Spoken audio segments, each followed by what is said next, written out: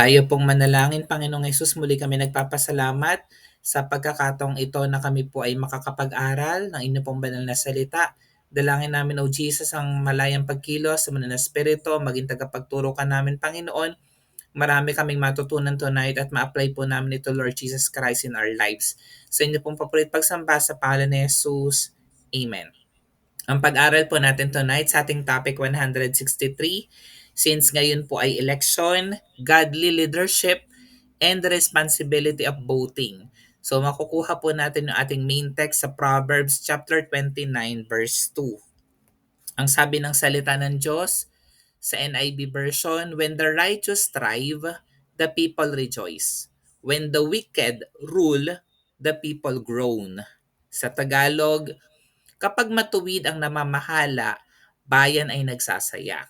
Ngunit tumatangis ang bayan kung ang pinuno ay masama. 'Di ba totoo? Kaya nga napakahalaga ng responsibility natin na iboto yung mga tamang tao. At tonight tuturuan tayo paano ba tayo makakasigurado na yung iboboto natin ay matuwid na mamamahala. Yan, para sumaya yung ating bansa. At hindi tayo tumangis, 'di ba? Hindi tayo magdusa, magkaroon ng mga hindi magandang pangyari sa ating bansa kapag yung namumuno daw ay masama. Sabi dito sa ating introduction, elections are an opportunity to practice discernment and stewardship. So, ang hirap. Actually, malaking role talaga yung ginagampanan ng mga government officials.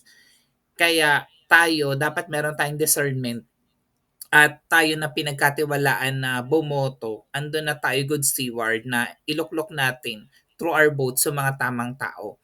As Christians, our responsibility in voting goes beyond personal interests. Di yung meron lang tayong mapapala personally dito sa kandidatong ito or kamag-anak natin siya or kakilala natin siya, kaya natin siya iboboto. It is about seeking leaders who uphold godly principles. Number one yan, kailangan talaga God-fearing. Andun yung takot niya, pananampalataya na sa Panginoon. God cares about justice, integrity, and the welfare of the people.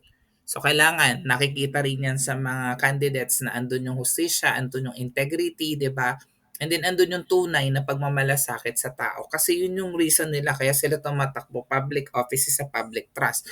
Maglilingkod sila sa atin. When we vote, we are not only choosing individuals to lead, but we're also taking part in shaping the future of our communities and nations. So, akala natin maliit lang na bahagi yung ginagawa natin, pero yun pala yun, nakikibahagi tayo sa kung ano yung mangyayari in the future because of our votes, 'di ba? So, napakahalaga that we take part na tayo iboboto at meron tayong discernment in voting. Throughout history, governance has played a crucial role in shaping societies.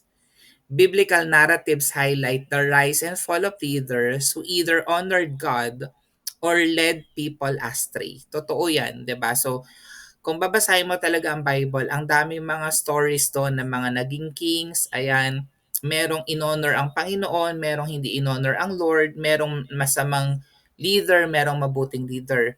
From time of kings in Israel to the governments of today, God has always emphasized righteous leadership. So laging ganun, yung tema ng Bible sa pagpili ng leader, kailangan righteous, matuwid. The Bible records numerous instances of people choosing leaders. Some under God's direction, yung talagang sinusunod nila kung ano yung sinasabi ng Diyos. Kaya yun yung pinipili nila na leader.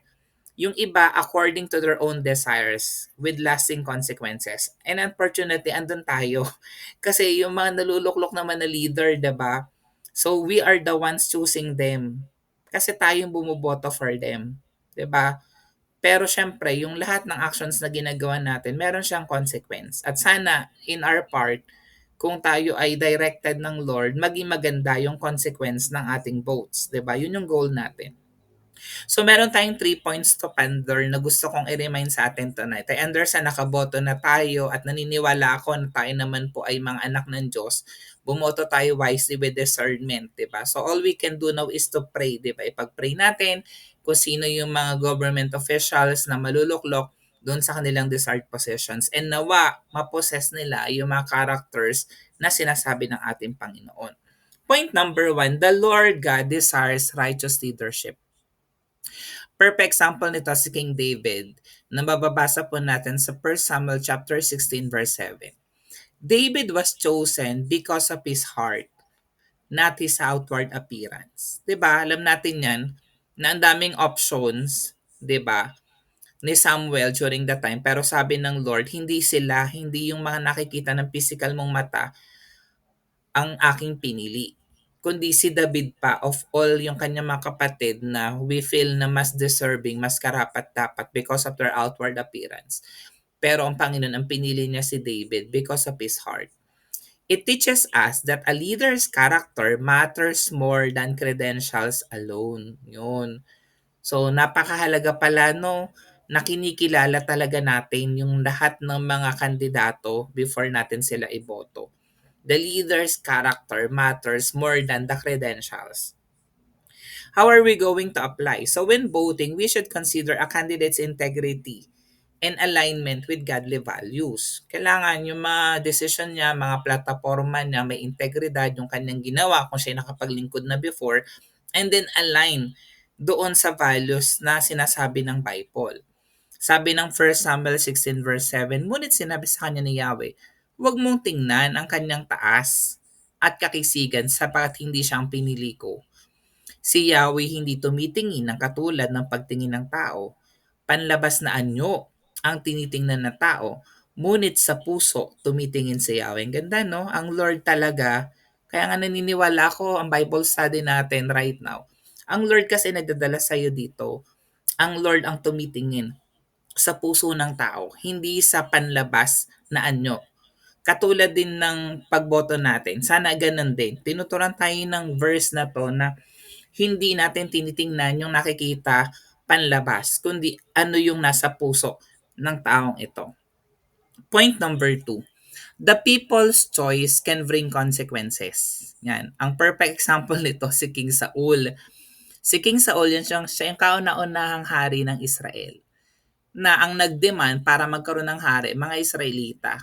So kasi during that time, mga prophets, yan, yung mga namumuno during that time, sila nakaka-receive ng direction from God and then sinusunod ng mga Israelites. So yung mga Israelites, naghanap ng hari. Yan. Ito po ay matatagpuan natin sa 1 Samuel chapter 8 verses 6 to 9. The Israelites demanded a king.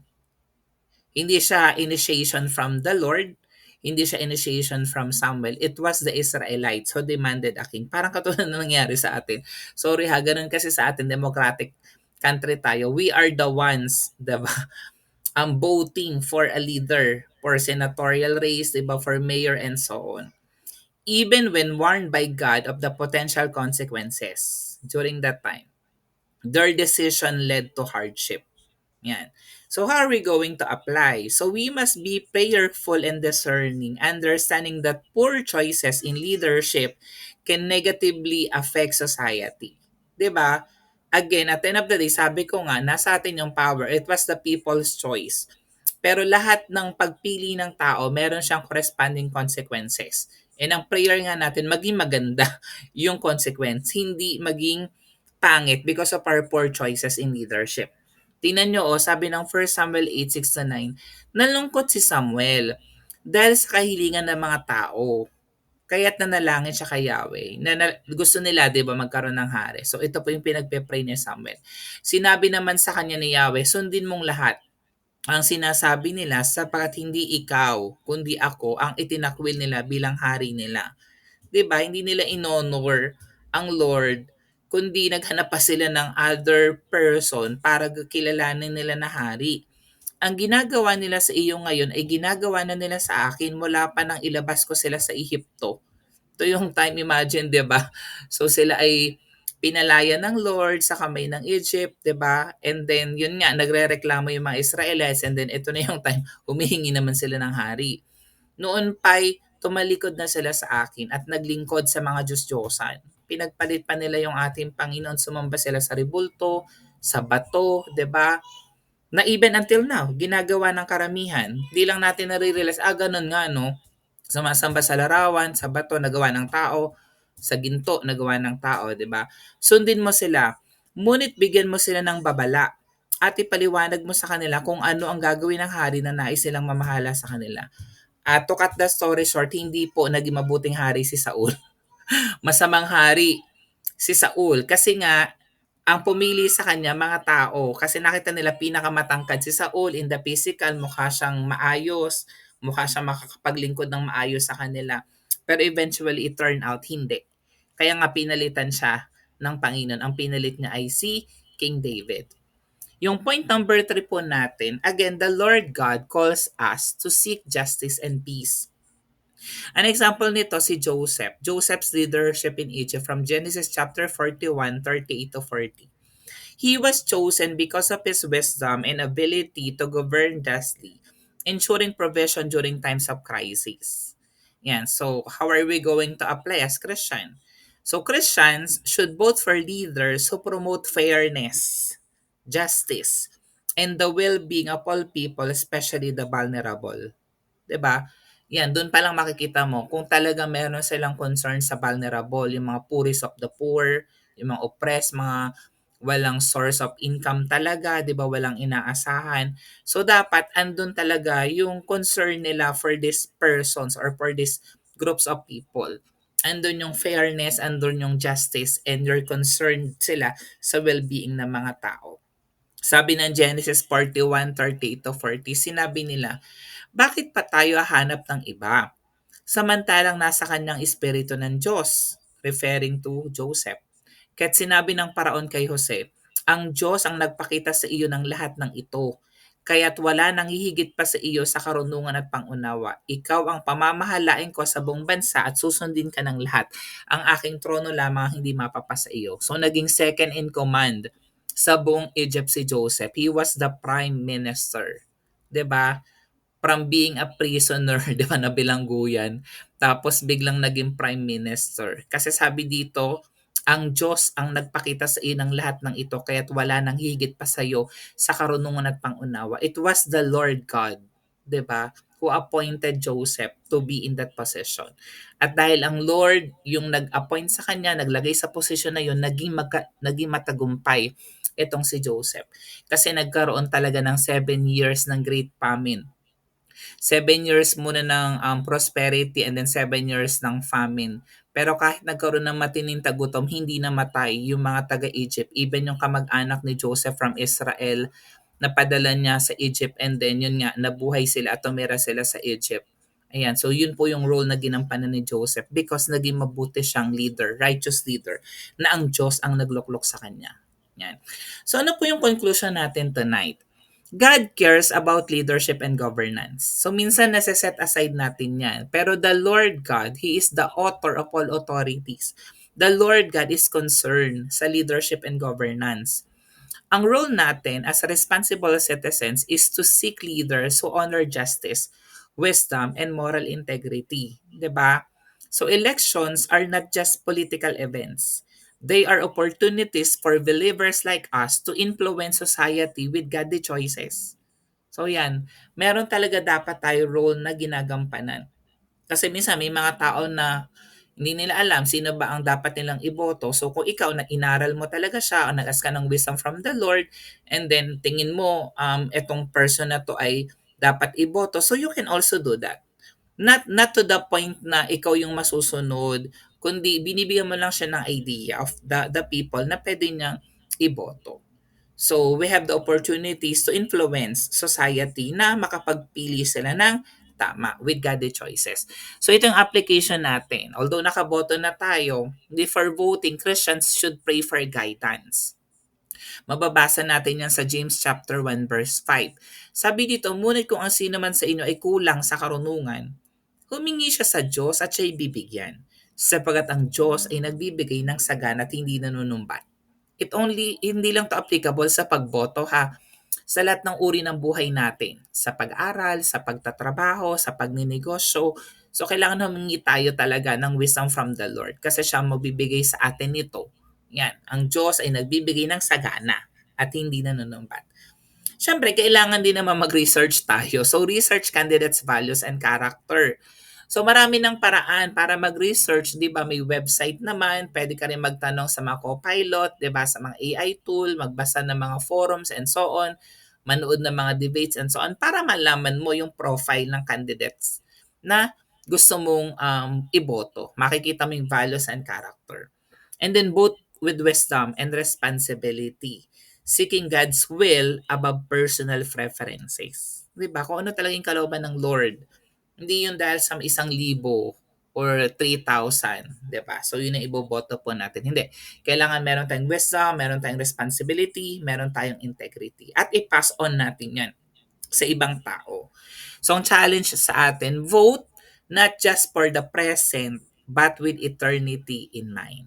Panginoon, salamat o Jesus Christ na patuloy niyo kaming tinuturuan. Salamat Panginoon for this night na kami po ay nakapakinig ninyo po mga salita. Alam namin Lord God na kayo po o Jesus Christ ang gagabay sa amin. Even Lord God sa politicians na maluluklok in their desired possessions. Dalangin po namin yung fear of God naroon, andun yung righteousness, Panginoon Lord God, yung godliness, fruitfulness, andun yung concern nila, Panginoon Lord God, sa welfare of poorest of the poor, Panginoon yung mga nangangailangan, O Jesus Christ. And we pray na hindi mga personal interests yung kanilang gawin, kundi mga bagay na makakatulong sa aming bansa to alleviate poverty, to generate more jobs, Panginoon. And we pray na magiging prosperous ang aming pong bansa. Salamat, Lord, that we are united. Alam namin, O Jesus Christ, na magiging peaceful ang completion ng election na ito. Sa mga mananalo, maging matapat po sila sa kanila pong tungkulin. At sa mga matatalo po, andun yung spirit of sportsmanship na maging supportive pa rin po sila sa mga maluluklok in their desired possession. Salamat, Lord, sa inyo pong papurit pagsamba sa pangalan ni Jesus. Amen.